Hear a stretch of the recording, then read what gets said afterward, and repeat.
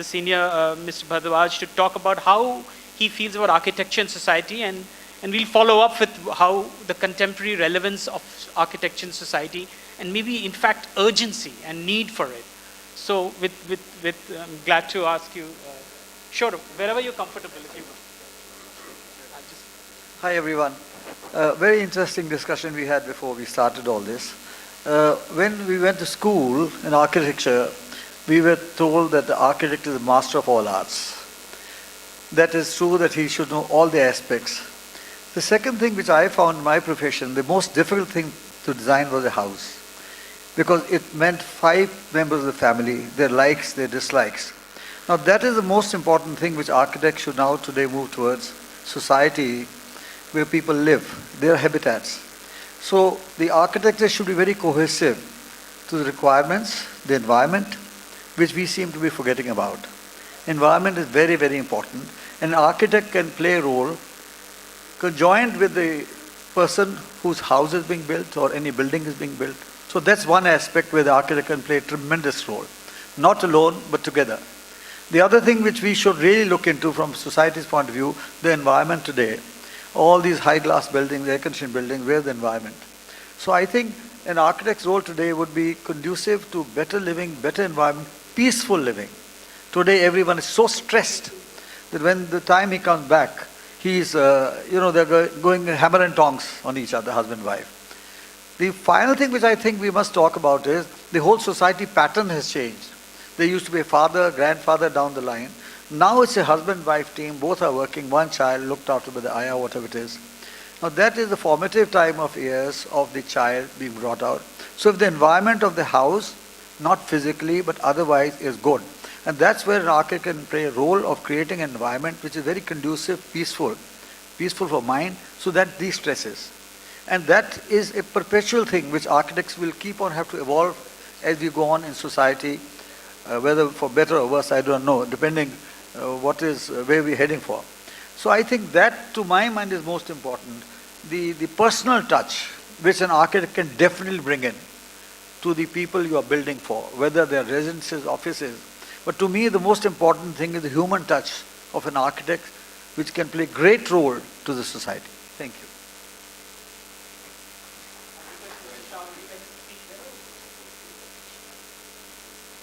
I'll request Mr. Shah to come and talk.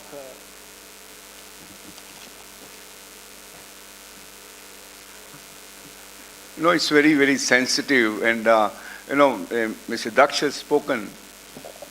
And we've been just talking about this just about 20 minutes back. We're seeing Delhi growing. I was born, brought up here, studied in SPA. Then it really started looking at some of the very interesting architectural work which has a touch, which has like a soul in architecture. It's like, if you talk about Le Corbusier, the city planning, and then you talk about the type of architecture which subsequently developed here in Delhi, and mostly that was very interestingly done in Asiad.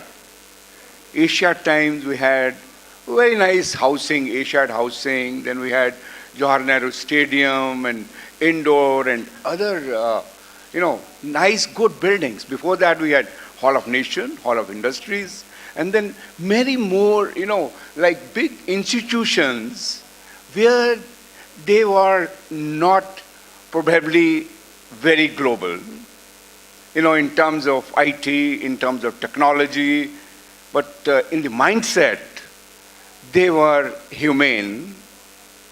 When you talk about that is the type of architecture that was belongingness. It was actually like for the society, for the people, and for the place. I live in a hot and dry place, and I just say, let's have a global intervention, and we start playing with glass blocks, skyscrapers. The question to me today is the sensitization, probably even in housing when I talk about, whether I need skyscrapers, where I need very luxury housing, where I understand, oh, the maintenance is about 10 rupees per square foot, where I have, 40 stories, and I have lifts, I have all those. And then when I sit inside, I do not think it's an habitat. It looks like as if I'm in a hotel with all glass fixed and no natural ventilation coming in my house. Is that what we perhaps needs to create architecture which is meant for the society, or the architecture is actually diverting and it's like cosmetic architecture, it's like we call it dynamic architecture, or probably you can give me any language, but it doesn't have the soul, it doesn't have the touch of me, and I am just in isolation world. I do not have the community to live. Why I'm saying we need, like I would prefer to have, like low-rise, high-density, a cluster planning for my housing, where I interact with people and it becomes like a mohalla. But when it comes to a skyscraper, I am the master of only one flat, even perhaps I do not know who's the next door. Is that the culture? Is what the demand of the society? Or we are diverting from that and we becoming so individualistic, so selfish that I've lost myself. I am becoming robotic. I am a robot and I look upon where is the switch, how to operate the switch, how the automation works, how all that is happening, and I do not know what I am. So I probably see that today is like a think tank, all experts are here. Can we really see that we redefine what is the type of architecture we need? Do we think that the city needs layering and layering? I need metro, I need rapid metro, I need a flyover, I need many more things put together. And I am shadowing the city, and city is getting lost. It's like an eyesore to me, and layering the city in a manner which I see, it's like mushrooming. And when I see Barcelona, a place which is walkable, which is cyclable, can I really think that I can create that sort of a place where it becomes walkable and cyclable? And that is, I think, we need to think upon, and you can please comment. So I think we heard on the personal touch, we also heard about pleasant walking areas in the cities and how it should be peaceful. We'll request Aditya to talk a little bit more about it. Hello.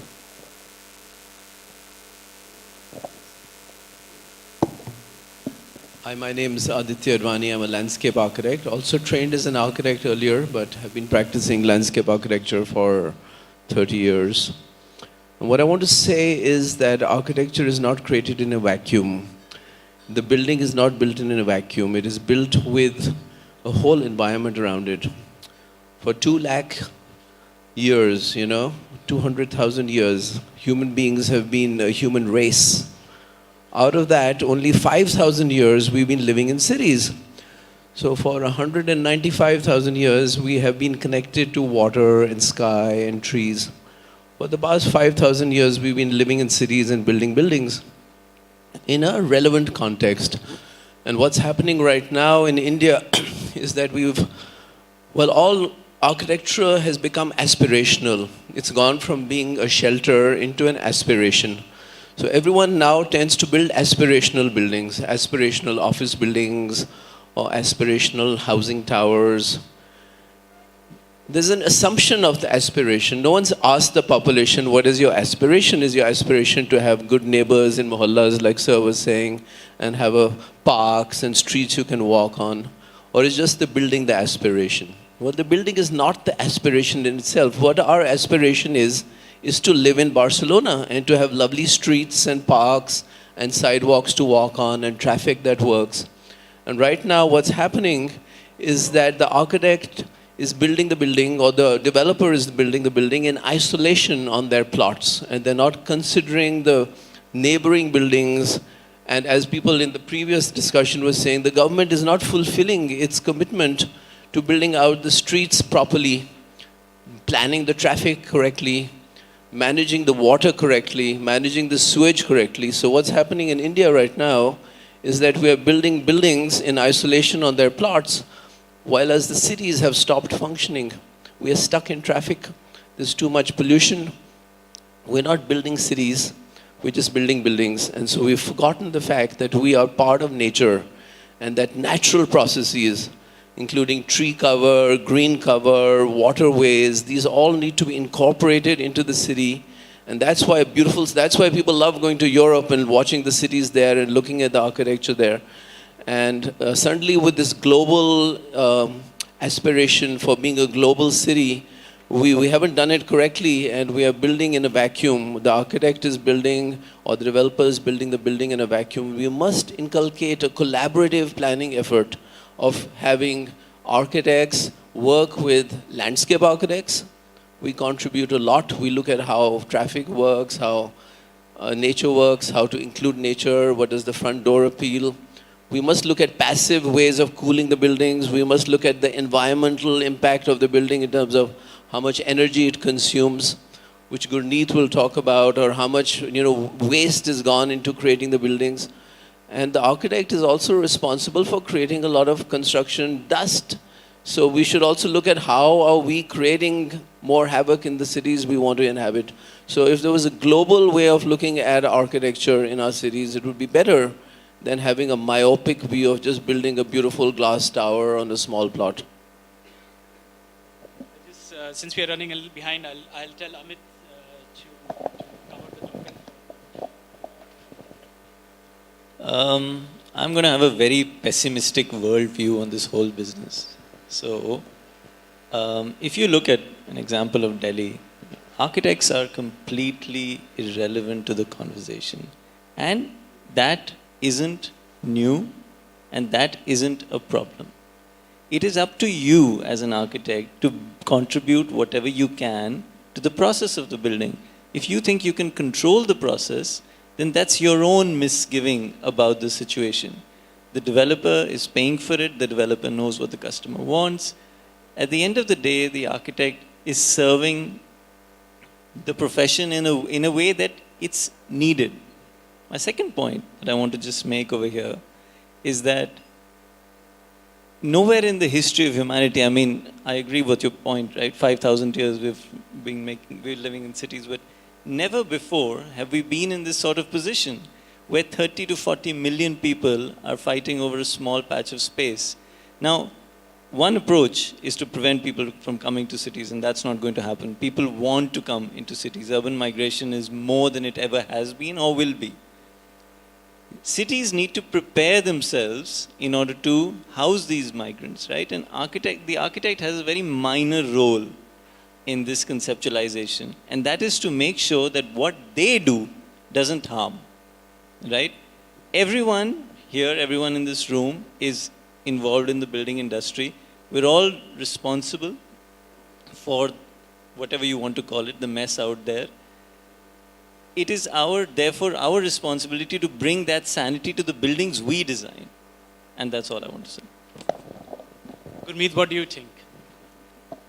Yeah, so basically, as everyone has highlighted that, how to connect architecture with society, the biggest problem that as a society we are facing today is energy shortage, water scarcity, right? And as an architect, as Amit has said, it's our responsibility to design a good climate responsive building, because number says that buildings has the significant share of energy consumption globally. So this has increased, and it's almost at the second level. The first is industries. Second, building industry is consuming the maximum amount of energy. So as an architect, or as a design community, I would not say architect, but as a design community, it is a responsibility of this design community to design a building which is climate responsive. And again, the design community, they have the power to convince, because for us, developers are the client. And it's our responsibility to convince the developer to design a climate responsive building rather than getting inspiration from some other country and design something which is not relevant or fits in our kind of environment. So we'll have a last word from Sushant, who's been involved in research and teaching and architecture. Yeah, I would very much agree with and take the point of Amit forward. That we need to understand that we are in a complex ecosystem of building process.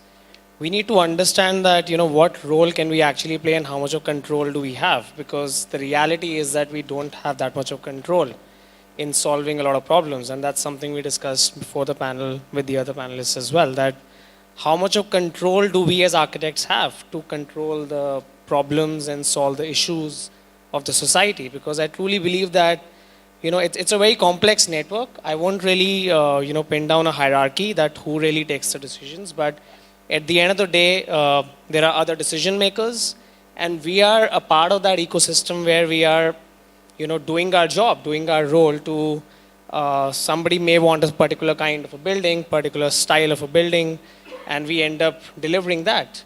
It's very easy to say that we should build less, construction should be less.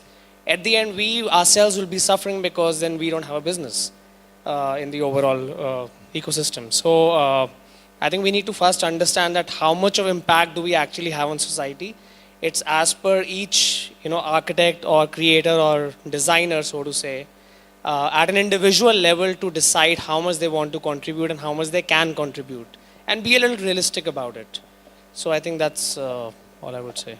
I think it's a good point to take the second question now, because a lot has been spoken about cities and buildings and large demands and things.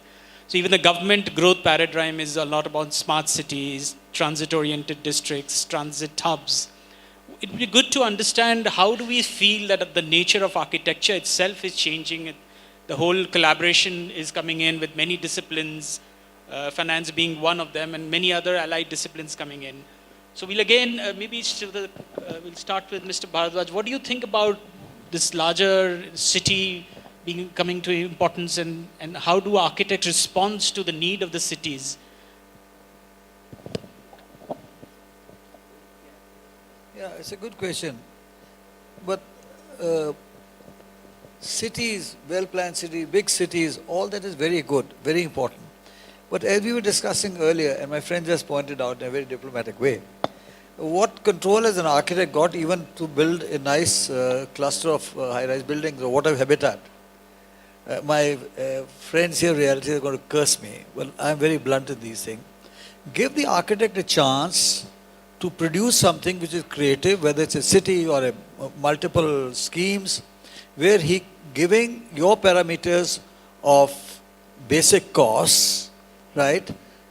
Environment-friendly buildings, architects can build. India is very much, have got architects who are of world fame. Let's get out of this collaboration of a foreign white skin stamp. You see, you'll go abroad, which I've had the opportunity of going for last 3 decades. There are glass buildings. There are very few buildings that are very good. Given the chance which they have, if our architects in India were given this opportunity, you will build brilliant cities. I can assure you of that. And that will be proud. Let's make India. I mean, why are we going for a stamp? I don't see any reason. And we have lived here for thousands of years. It's in our blood. What sort of cities we can produce?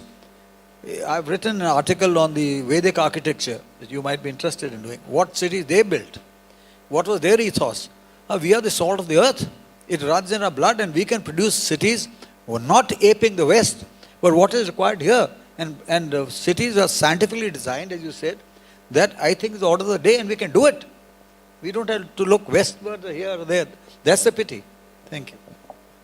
I think even the last panel too, there was a lot of talk on urban management, and I think there's a whole science of planning a city, designing a city. Sushant, what do you think about the new technologies coming in, planning and designing for cities? Yeah, so I think technology plays a key role, at least in today's age and date, where it can really help us solve a lot of problems, and it acts as a facilitator to the ideas. So we work with a lot of architects as their technology consultants on various scales, right from urban projects to building analysis and performance and all sorts of things. Now, what we have realized is, we see a very ironic behavior of India, how it responds to technology. So a lot of times people want they make a standpoint. There is this technology saying that, this would take away from my conventional methods of designing or planning, which too, by the way, are technologically driven because they've evolved over a period of time. But they would be stuck on that. At the same time, they would want to have a shortcut solution from technology to solve a problem. Let's say building performance, for example. Can I have a software tell me what is the structural load calculation so I can cut off the structural consultant? For example, can I do an algorithm where I can do the landscape so Aditya doesn't charge me a fee? So all sorts of things are happening. And to be honest, I find it very, very funny at times because technology is helping us. It is not going to take away from, from the core and the soul of architecture. We have to use that as a facilitator, and it definitely has the potential right now, especially today when we have the computing power, we have the bandwidth, we have the right kind of experts in place who can do that job and help make better buildings, smarter buildings, which are also better for societies as well. So we need to, I think, give a little bit of credit to technology. We have to start to use them a little more smartly than how we look at technology right now. I think I'll follow this question straight to Gurneet, who does a lot of work on technology and energy modeling, and hear his views about city and how the buildings figure. Yeah, so if we see the planning of cities, and in the last panel also there was a discussion that the infrastructure is not in place. The problem is the vision of the city, and we are designing cities for, like, if we are designing cities for today, so we are designing it for 2025. But the vision should be to design buildings for 2070, so design cities for 2075. So if you see Corbusier, I happened to read a paper from Corbusier which was written in 1930, where he envisioned that all the traffic or transportation has to work in 3D, like there will be two levels of transportation. In 1930, he was able to envision that, and now if we see, we are making bridges, and it's literally two level of transportation. So, as an architect or as a design community, we have to vision what will be the latest technology or where the humankind will go in 2075, and that I feel the designer or design community has that power or vision to understand the needs of 2075 and will be the better person or better designer to design a smart city or city for that. And technology definitely is helping. And as I said, that technology is just helping. It's not designing. It will not design a city for you. But technology will help in envisioning the impact of different scenarios in maybe coming 50 years. So as a designer, we can definitely take the benefit of technology to envision, to analyze or evaluate different scenarios to come up with an optimum vision, city planning for that. So from the Corbusier sketch of double-decker highways, I think I'll call on Mr. Shah to talk about some of the transit hubs he's designed for the city.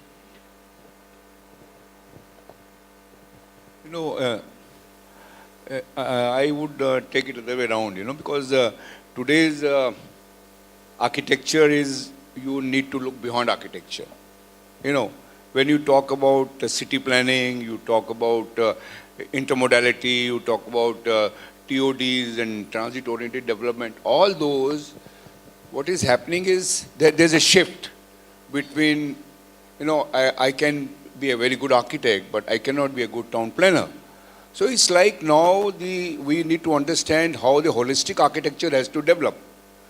It's teaming up, It's like a large team of architects, landscape architects, planners, urban designers. Under one umbrella, if we can talk about city planning and we talk about all these things put together, I'm afraid why I'm talking about is that today we are not Le Corbusier. Like he was the leader of the project, Latin was the planner architect, but now I am working under a PMC. I am not against PMC, but I must try to make everybody realize that an architect has to lead. He not to be led by a PMC. PMC has a specific role to play. And now what is happening is whenever these large projects are there, where you talk about intermodality, you're talking about last mile connectivity, you're talking about the railways, you're talking about various other mixed-use development, there I become a catalyst. And I cannot create that vision. That is very rightly said that Lee Corbusier thought that there will be two layers. Perhaps a PMC guy might only think into a financial aspect or other aspects, but he cannot be holistic in terms of an architect as mother of all arts is like he knows the nerve of the people, like how the culture, social, economical, everything into it. I know when we were in college, we were talking about many more subjects other than that, It's like you're an artist, you're a sculptress, you're everything in one. It's like not jack of all arts, but you are a holistic person where you know what is humane and how to create humane cities. And that is what I say is that today is the time. I'm not against PMCs. I'm not against financial institutions, but let the project be led by an architect planner. He can vision out. If you all of you, really agree, you must clap on it. Yes. Why I say, it's my emotions. The project cannot run by money itself only.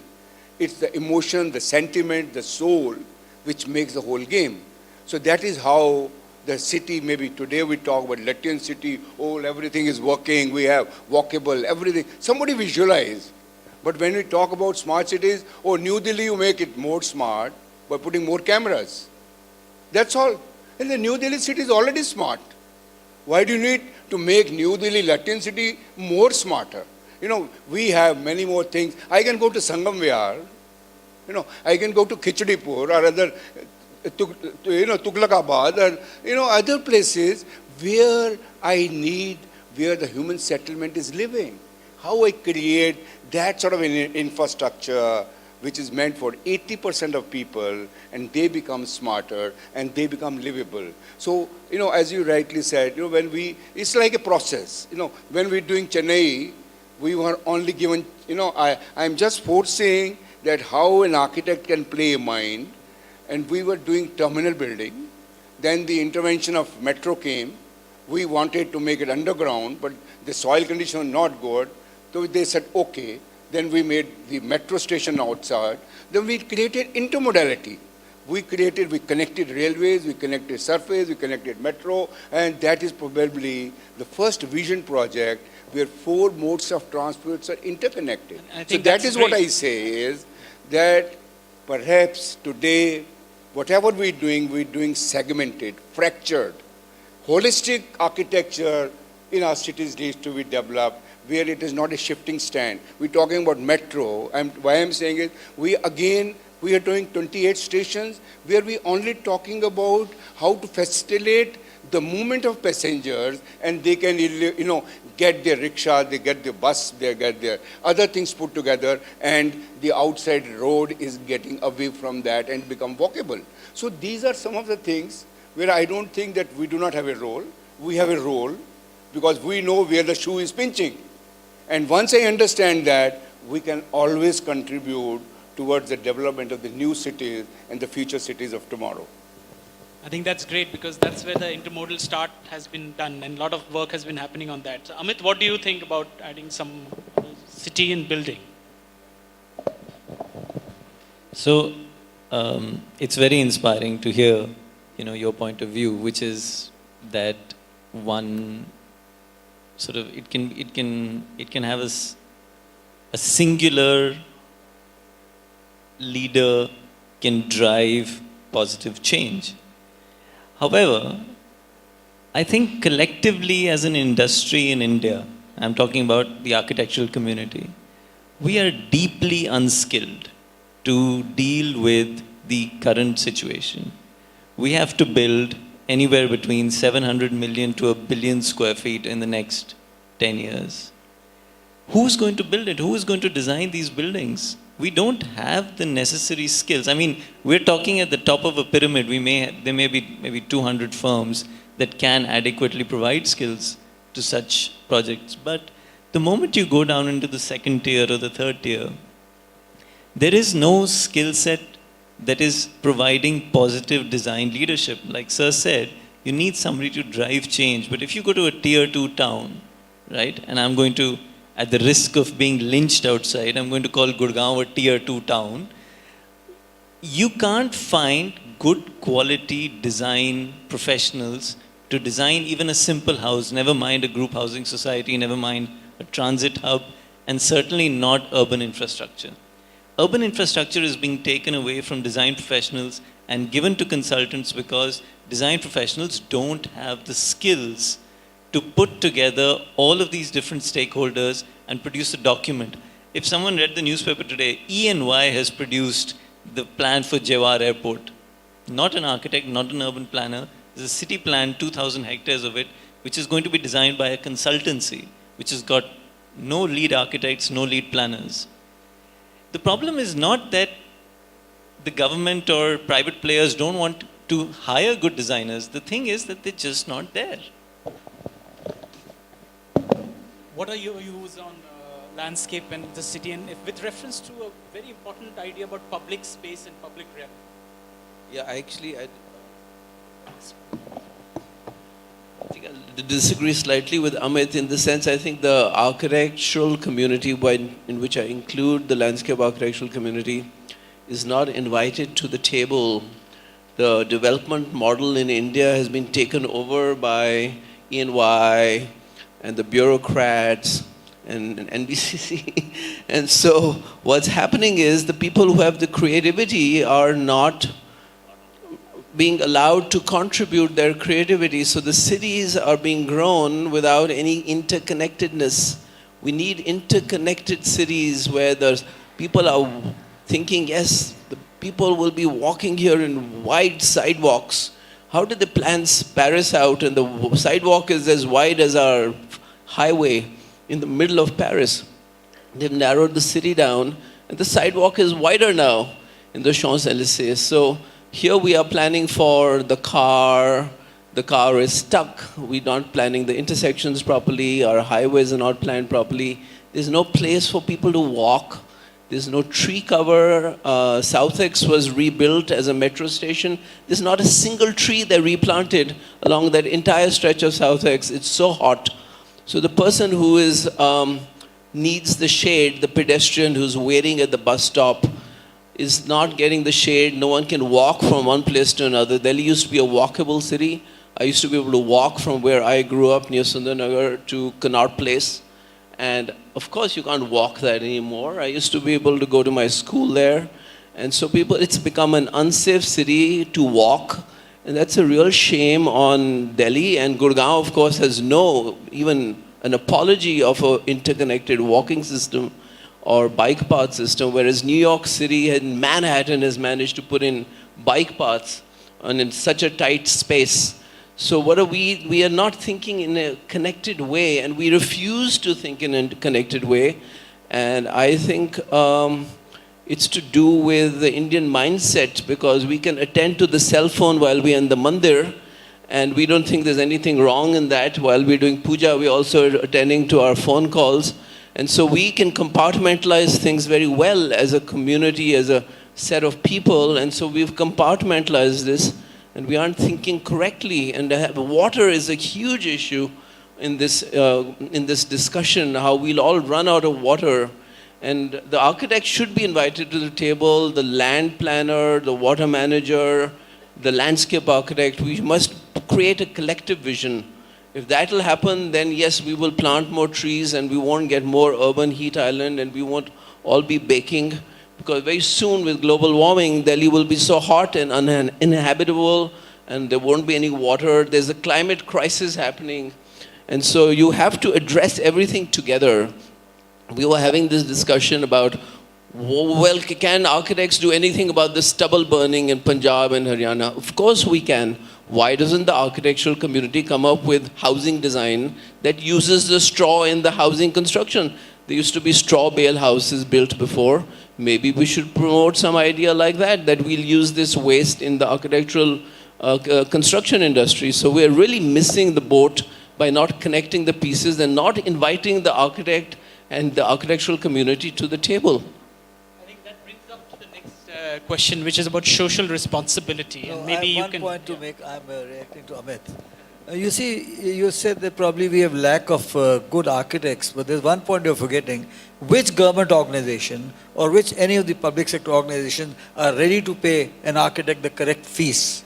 You will never get good architects coming in working for them. The Council of Architects has said 6%. What happened? Down the chute.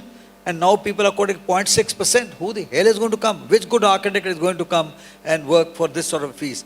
That's the main folly. That's where good architects will not come in. So you have enough talent in this country.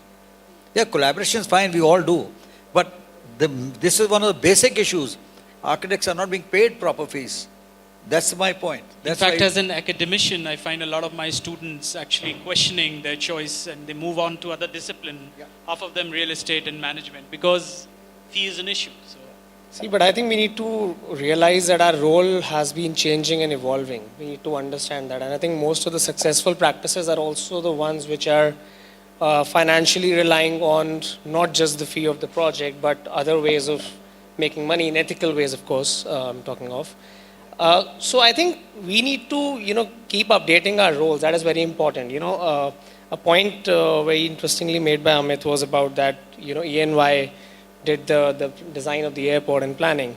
I'm actually facing a very similar scenario in a project we're working on. We're working on a few lakh square feet of a co-working space, where we realize that the decision makers for designing a comfortable space is actually based on a financial index. They have a financial method. It's done on an Excel sheet.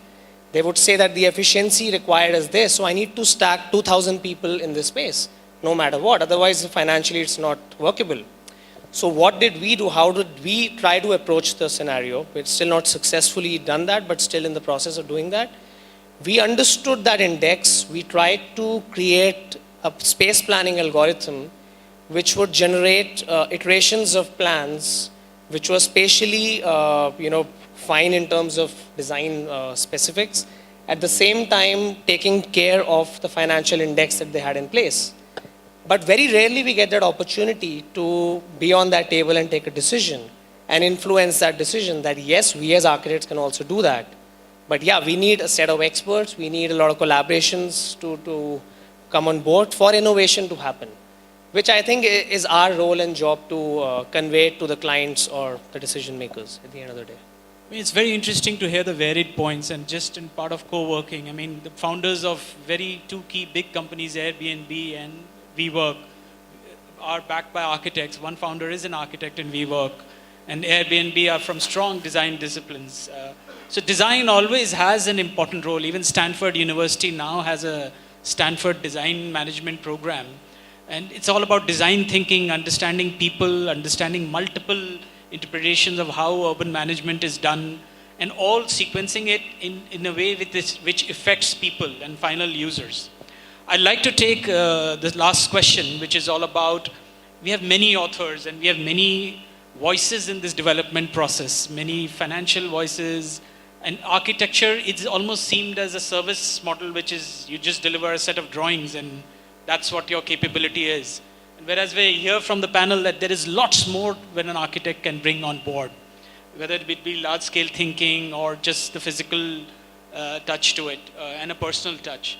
What would people want to say on the panel about who is the author of any project and what really speaks in a matter of time, like after 5 or 10 years when work is actually finished, what is speaking? Is it the architecture or is it many other things? No, I think basically the question is, it's very important. Finally, you conceive of a project, keeping the finances in mind, and let's say it takes 5 years, 10 years. Ultimately, it should be within time, within cost, because cost is a very important framework today. So where technology and various other things come in to see that the project is very successful in time. So there are no cost overruns which ultimately go to the buyers, which is happening now. So I think, as I see, more and more efficient building, more and more financial planning by the architect getting involved, seeing what system of construction they're going to bring in so that the costs are kept down. And with a lot more materials now available and technology available, I think architects will have to play a more constructive role in bringing down the costs and getting best efficient buildings with complete, nice, beautiful environment. That's the way I look at it. I think for building smart cities, we need smart people, and for that we need to focus a little bit on smart education, which I think is very, very important because the core actually lies in the education sector, where we really need to train the professionals to understand the ethos and the values which the previous generations have been successfully working with, and inculcate that with the newness and the uniqueness of technology or aspirational architecture or whatever we wish to create. So I think it has to be a balance of both the kind of scenarios. But yeah, role again, I would reiterate on that fact that our role needs to keep changing because society is continuously evolving. So we also need to evolve. We can't live in this shell thinking that we are the controllers of everything. We have to understand where we stand in the overall process and play our role individually. So Aditya, who's the author and what really speaks in architecture? Well, I'd say that we are all the authors, and that actually the people who live in the cities and function and sleep and go to work in the cities, everyone is writing their story in the city. So they're all the authors, and that the great cities of the world are remembered not for their architecture, but for their open spaces. New York is known for its Central Park. Even Connaught Place, we love, is one of our central, or India Gate represents Delhi. Maybe the Cyber Hub is an open space, represents Gurgaon. And so that all the various cities of the world that are renowned and we all love to go holiday in are known for their open spaces. And so that we must create public open spaces and public access systems such as sidewalks and parks and plazas. That's what will make our city great. The architect can contribute to the building, but really what should be, the authors are, I would say, in the new century, the landscape architects must be part of the authorship of the city, which currently they're not in India. Abroad they are. In India, they're undervalued. We must bring them into the system of creating a beautiful city. Actually, Central Park was designed by a landscape architect.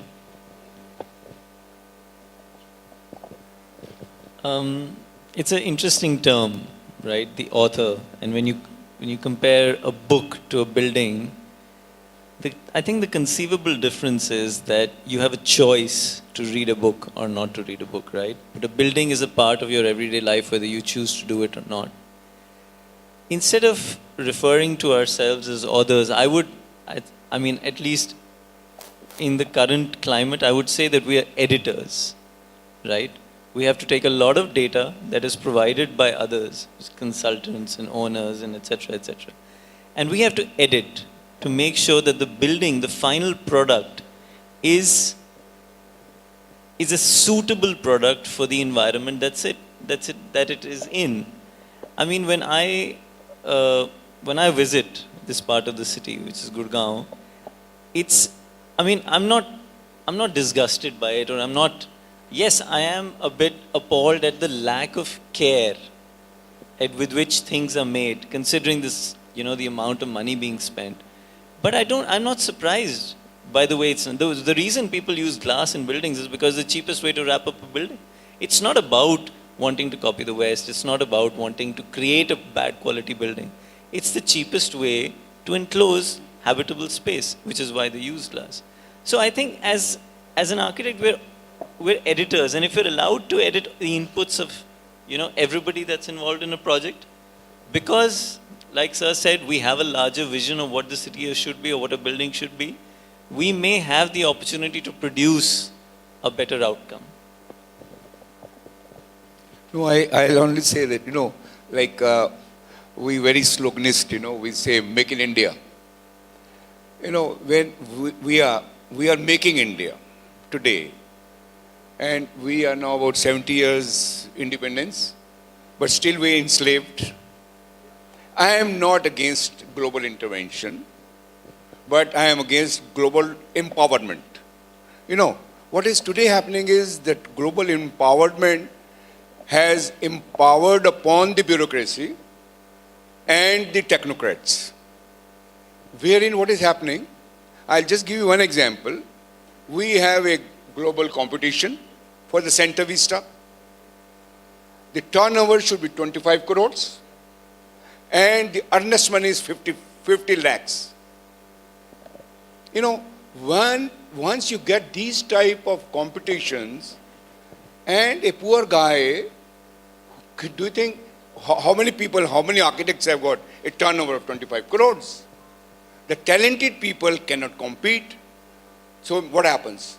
The global intervention, no, it's global empowerment will come and they will snatch away our work and mind it, it is make in India and they're making India for us and they don't know ABC about India. I know how to live. I know what I want and I'm not allowed to participate and still I'm very sloganist. I'm very happy. Narendra Modi says make in India. It was Amitabh, you know, the guy sitting there. I told him in that conference, you always talk about make in India and when it comes to any of the expression of interest, you must have an association with a global guy. No, it's like making a mockery. It means I'm still on the clutches on the global intervention. I am still not baked up. I am not still framed up. And that is what is required. And we need to wake up. We make our brotherhood or our people stronger. And why I'm saying is that why are we weaker?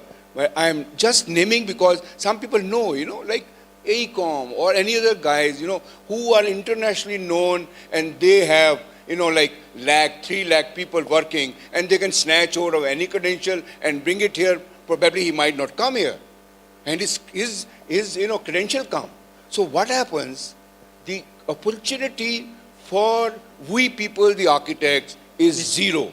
So we need to see how we do that. Thanks. Thank you. I think we need to move on. Let's get the last word from Gurneet. Yeah, so in my viewpoint, it's a collaborative effort because if you see 20, 30 years ago, buildings were kind of a simple buildings with normal, you know, facade, shaded facade, normal lighting system, no controls, normal stormwater system connecting it to a manhole and to the thing. But now the buildings are becoming complicated. I'm not so complicated, but technology driven because technology is changing, you know, almost like every day. So there is a lot of intervention. That's why I changed the term from architect to design community, and that design community is architect, service engineers, landscape consultant, transport consultant. These all are design engineers or community.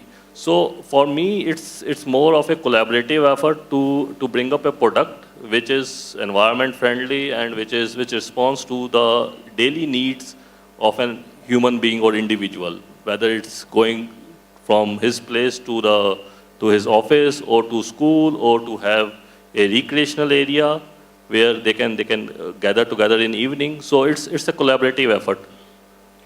So I think this was the last question we were talking about on architect and authorship and many voices in this building. And we heard many voices from in the panel. We'd now like to open it to the panel and the audience if they have questions for the panel. Somebody has a mic.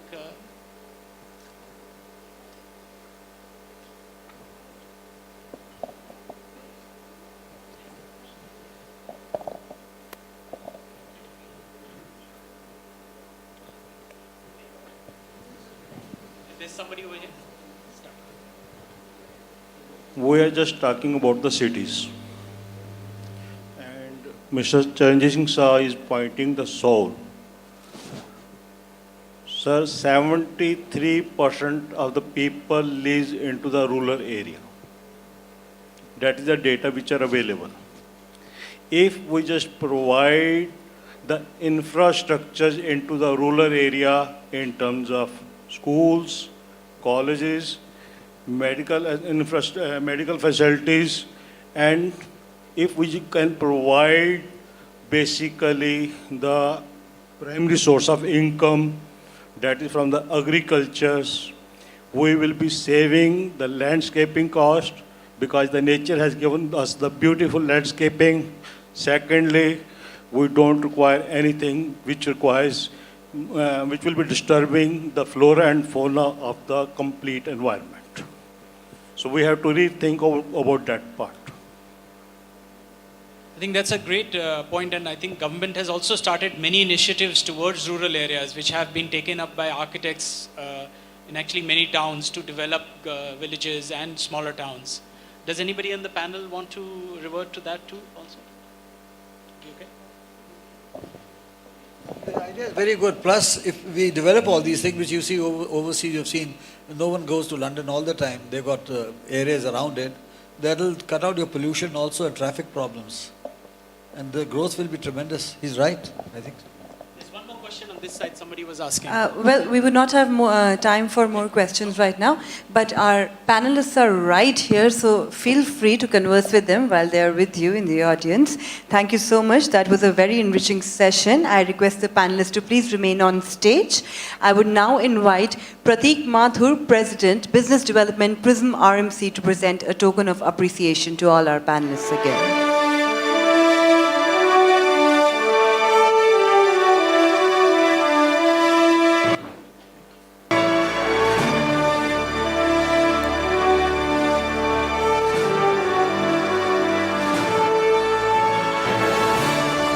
Once again, we thank you for all your inputs and the insightful discussion that we had right here. I would like to tell you all once again, our panelists will be amongst you. Feel free to direct your questions towards them and speak to them one-on-one. Also, while we keep the knowledge flowing here, we request you all out there to keep the tweets coming in at RP Reality Plus. Also, when you are posting your pictures, which I'm sure you will be, do use the hashtag RP Reality Plus.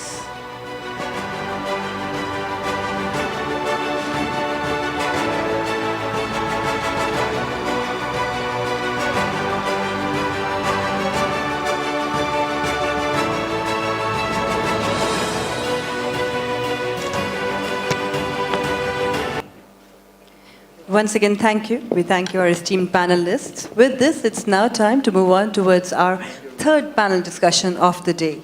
So now let's talk about facility management. And what a fantastic theme we have. Creating competitive advantage, the changing face of facility management.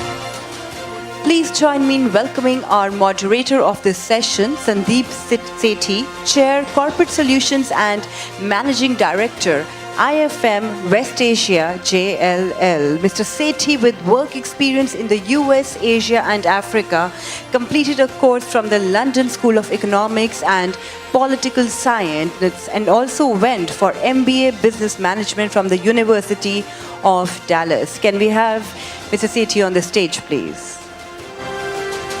Welcome, sir.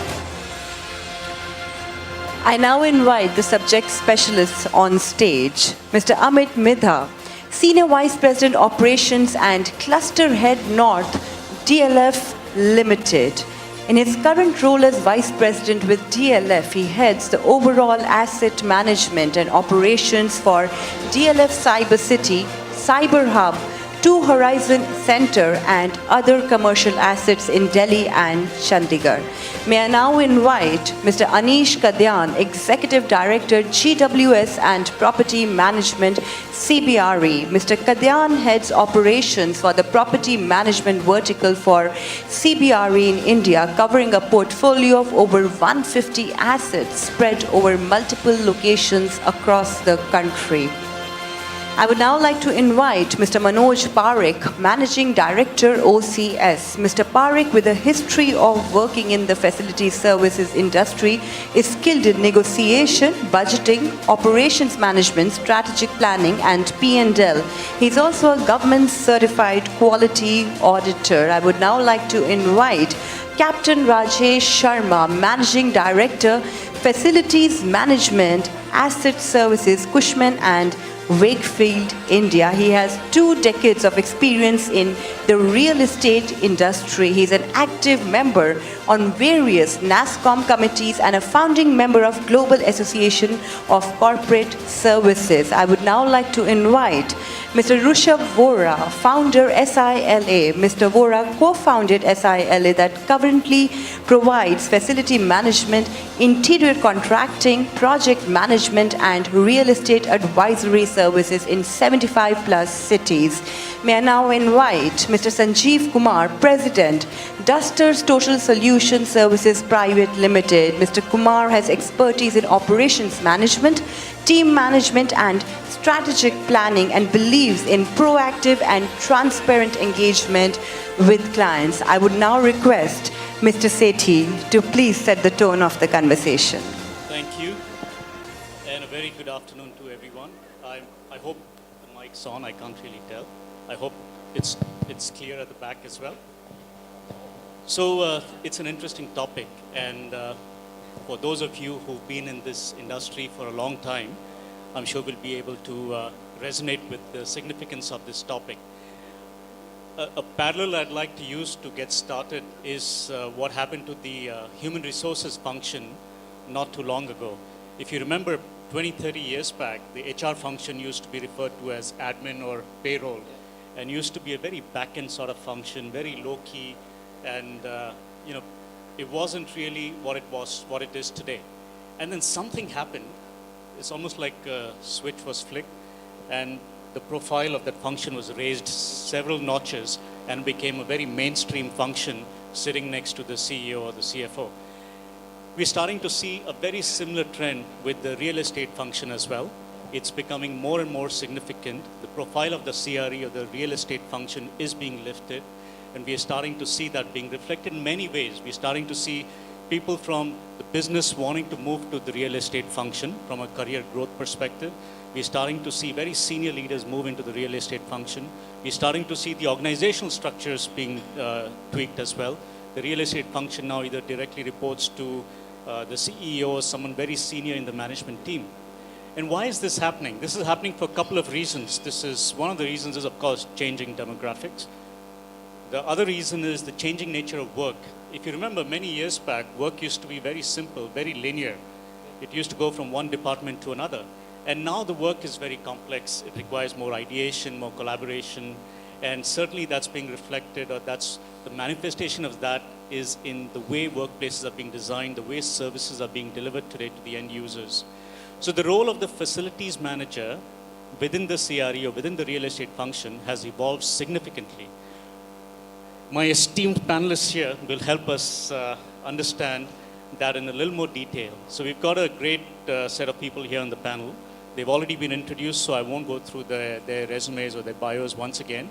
But we've got a mix of people who are on the developer side, people who are on the service provider side, and Captain, you've been an occupier, or on the, as we call it in the real estate, in the service provider language, on the client side for most of your career. So we're going to have different perspectives, and I would say a very balanced perspective. We have about an hour max, so I'm going to